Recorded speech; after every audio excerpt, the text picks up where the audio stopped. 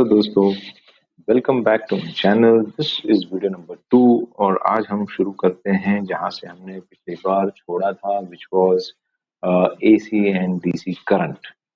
हमारी last video अगर आप देखें तो उसमें हमने एसी एंड डीसी करंट के ऊपर वीडियो को खत्म किया था एंड हम उसी से आज शुरू करते हैं।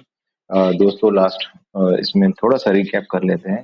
लास्ट टाइम हमने पता किया कि एसी और डीसी होता क्या है। डीसी बेसिकली एक ही जगह से चलता है, एक ही दिशा में चलता है, और एसी जो है वो अपनी दिशा बदलते रहता है। ओके, बैक एंड फोर्थ करते रहता है। और हमने इसका जो है एग्जाम्पल लिया था कि डीसी के लिए रिवर हमारा एग्जाम्पल है, जो एक ही बहाव में बहता है, एक ही दिशा में बहता है, आई एम सॉरी। और या फिर आप वाटरफॉल भी ले सकते हो, जो ऊपर से नीचे ही आता है, एक ही दिशा में चलता है। ठीक है, तो अब हम आगे चलते हैं।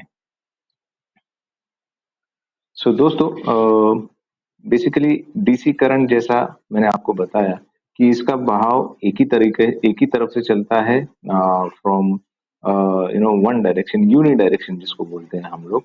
और इसका जो कॉज ऑफ फ्लो इसलिए ऐसा है बिकॉज ये एक स्टेडी फ्लो है, इसके अंदर कोई चेंजेस नहीं होते हैं। ये एक स्टेडी तौर पर चलने वाली चीज है, वो बैटरी होता है। बैटरी से ये current, DC current normally flow होता है। एंड इसका पावर फैक्टर अगर हम देखें तो बिकॉज इसके पावर फैक्टर में चेंज ही नहीं होता है, ये यूनिटी होता है। What I mean to say is कि there is no frequency in DC. अगर मेरा हमारा नेक्स्ट पॉइंट अगर आप देखें तो डीसी करंट में फ्रीक्वेंसी भी नहीं होती है, वो होती ही नहीं है। इसीलिए अगर आपको कोई क्वेश्चन पूछता है कहीं पर भी कि भाई डीसी में फ्रीक्वेंसी कितनी है, जैसे एसी में 50 होती है, 50 हर्ट्ज होती है, वैसे डीसी में कितना होता है आप बताइए। तो एक्चुअली उसका आंसर ये है कि डीसी में फ्रीक्वेंसी नहीं होती है और उसका पावर फैक्टर हमेशा यूनिटी होता है। अच्छा, अभी इसके सोर्सेज क्या क्या है? तो इसके सोर्सेज सिंपल है दोस्तों। ये जो है बैटरी इसका सोर्स है, सोलर पावर इसका सोर्स है, एंड डीसी जनरेटर एक होता है जो कि काफी एक्सपेंसिव होता है। And also through the new age electronic devices, जो रेक्टिफायर्स हैं, उसके थ्रू जो है हम अल्टरनेटिंग करंट को डीसी करंट में कन्वर्ट करके इस्तेमाल कर सकते हैं। अच्छा, इसके लोड क्या है? लोड जो है, ये चाहे एक बल्ब हो, जैसे थॉमस एडिसन ने बल्ब जलाया था, it was a DC current. So चाहे वो बल्ब हो यानी कि रेजिस्टिव लोड हो, या फिर कैपेसिटेटिव लोड हो। Now what is capacitive load? Capacitive load is nothing but electronic load. जैसे आपका मोबाइल हो गया, कंप्यूटर हुआ, ये सारी चीजें जो है it can be operated using a direct current. Okay, और उसके बाद में इसके डाउन साइड्स को अगर हम लोग देखें तो इसका डाउन साइड ये है कि this is not a very effective current type, जिसको हम ट्रांसमिशन कर सकते हैं लॉन्ग डिस्टेंसेस के थ्रू। जो है लॉन्ग डिस्टेंसेस में इस करंट को हम लोग भेज सकते हैं, ये ऐसा करंट है नहीं। ठीक है, तो इसमें लॉसेस काफी ज्यादा होते हैं, और ये लॉसेस बेसिकली हीट के थ्रू हो जाते हैं, क्योंकि अगर करंट पास होता है किसी भी कंडक्टर से तो पर मीटर कंडक्टर का रेजिस्टेंस जो है वो एड अप होते जाता है, and there because of the resistance heat is getting generated, और हीट की वजह से फिर लॉसेस होते हैं। ठीक है, so it's not a very efficient type of current to be shared across the long distance travel. Next is alternating current. अब अल्टरनेटिंग करंट की खासियत ये है कि ये बाई डायरेक्शनल फ्लो करता है, यानी कि कभी आगे होता है कभी पीछे होता है। जैसा मैंने लास्ट टाइम पे समझाया था कि ये समुद्र के पानी की तरह है। अगर आप बीच के ऊपर जाते हो तो आप देखोगे कि समुद्र का पानी कभी आगे आता है आपके पास और कभी आपसे दूर चला जाता है। तो it is exactly like that, ये उसी तरीके से काम करता है। ठीक है, और ये वोल्टेज कॉन्स्टेंटली चेंज करते रहता है पोलैरिटी। इसकी वजह ये है कि ये वोल्टेज पोलैरिटी चेंज करते रहता है, every now and then the voltage की पोलैरिटी चेंज होती है। इसका पावर फैक्टर जो है वो वेरी होता है between 0 to 1। Okay, now why it is like that? It is because इसमें फ्रीक्वेंसी होती है। Now what is frequency? Frequency is nothing but ये जो साइकिल्स हैं ये बैक एंड फोर्थ होते रहते हैं अबाउट 50 टाइम्स पर सेकेंड, 50 to 60 टाइम्स पर सेकेंड।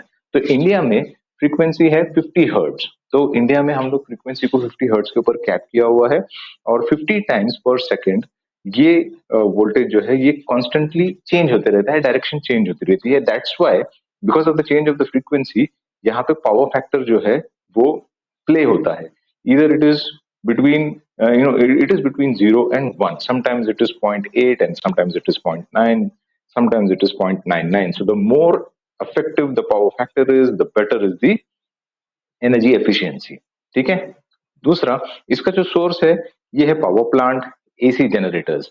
पावर प्लांट्स का मतलब ये है दोस्तों कि nuclear power plant, thermal power plant, thermal power plant, hydro electricity, all of these are windmills and stuff. These are all the examples of sources of power for the alternating current. And apart from these generators, AC generators भी जो हैं वो भी एक role play करते हैं। ठीक है। ओके। नाउ इसका लोड टाइप्स क्या क्या है? रेजिस्टिव हो गया, इंडक्टिव हो गया और कैपेसिटिव हो गया, कैपेसिटेटिव हो गया। Resistive is nothing but wherever you have like bulb, जैसा बल्ब है हमारा उसमें एक तार होती है, that is resistive.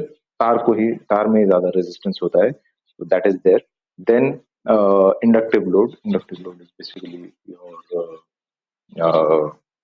Motors and stuff. और दूसरा है capacitive which is electronic load. ठीक है। तो ये इसका लोड टाइप्स है। Then the next part is like ये कितना एफिशिएंट है। So this is highly efficient when it comes to transmission over a long distance, यानी कि जितना लंबा आप इसको भेजना चाहो उतना लंबा आप इसको भेज सकते हो। And why is it like that? Because इसका जो वोल्टेज है, ओके, इसको कम या ज्यादा किया जा सकता है और इसका कॉमन एप्लीकेशन है powering homes and industry. Now दोस्तों let's come to the most important part जो मुझे लगता है मैंने आइडेंटिफाई किया है कि आपको एक क्वेश्चन होगा कि we can use a copper wire for both AC and DC currents, right? यानी कि आप एक एक सवाल मेरे दिमाग में आया कि हम कॉपर वायर को दोनों एसी और डीसी करंट में भी यूज कर सकते हैं। तो हाउ इज इट कि हम लोग ये दोनों भी कर सकते हैं और कॉपर वायर में डायरेक्टली भी एक तरीके से जा सकता है और बाय डायरेक्शनल भी एक जगह से जा सकता है, यानी कि एसी करंट के through. So what is the difference? So दोस्तों इसमें एक्चुअली सी कॉपर का कोई भी रोल नहीं है। Copper is just like a way, it's a path, it's a road for the current, whether it is a DC current और it's a alternating current. Current चाहे किसी भी टाइप का हो, ये सिर्फ एक कंडक्टर है जो उसके बहने में मदद करता है। ठीक है। The important part is about the source of DC and AC current which makes it actually directional, unidirectional या बाय डायरेक्शनल, यानी कि एक ही तरह से बहने वाला या आगे पीछे करके बहने वाला।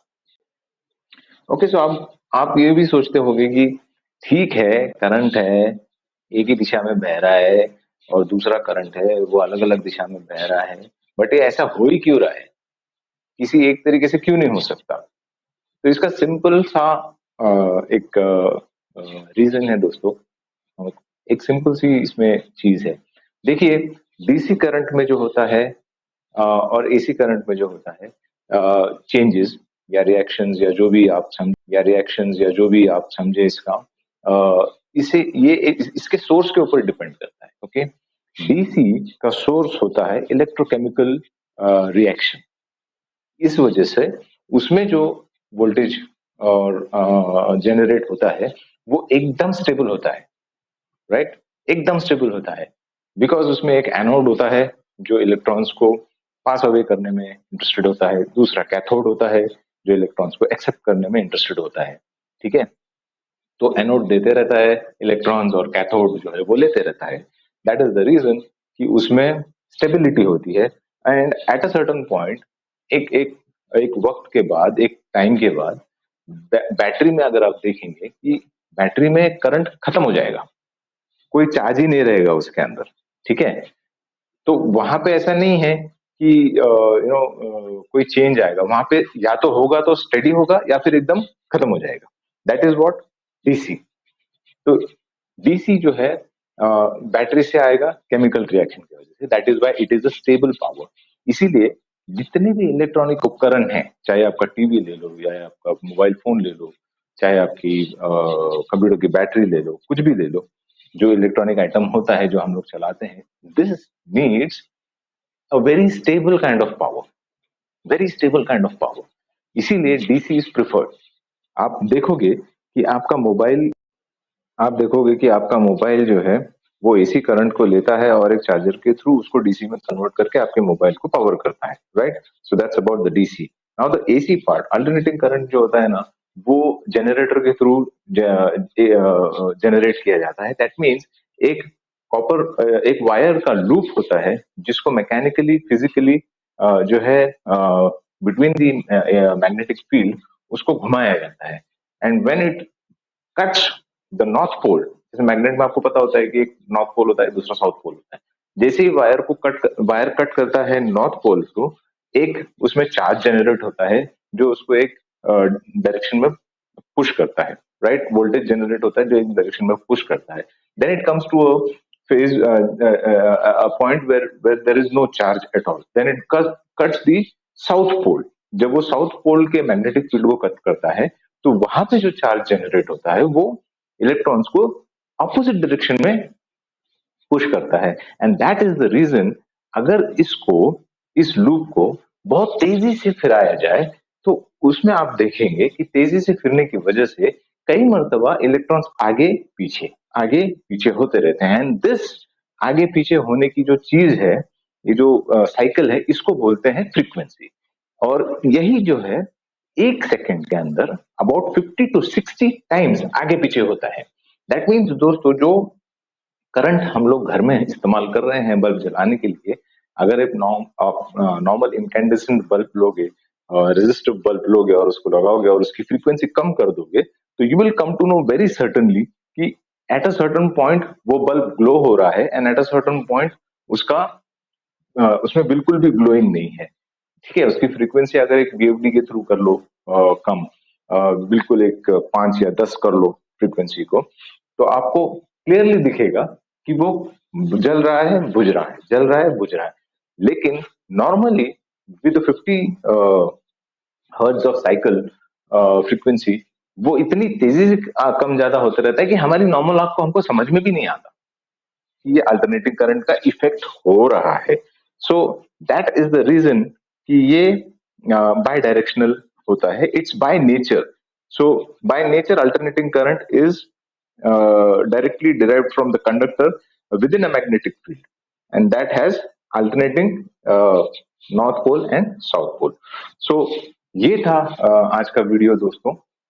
I have made it thinking कि आपके दिमाग में कोई क्वेश्चंस आए होंगे वीडियो को देखने के बाद में, आपको कोई सहायता की जरूरत पड़ती होगी, इसीलिए ये वीडियो बना है। मिलता है ऐसे ही किसी नेक्स्ट वीडियो में अगली बार। Thank you.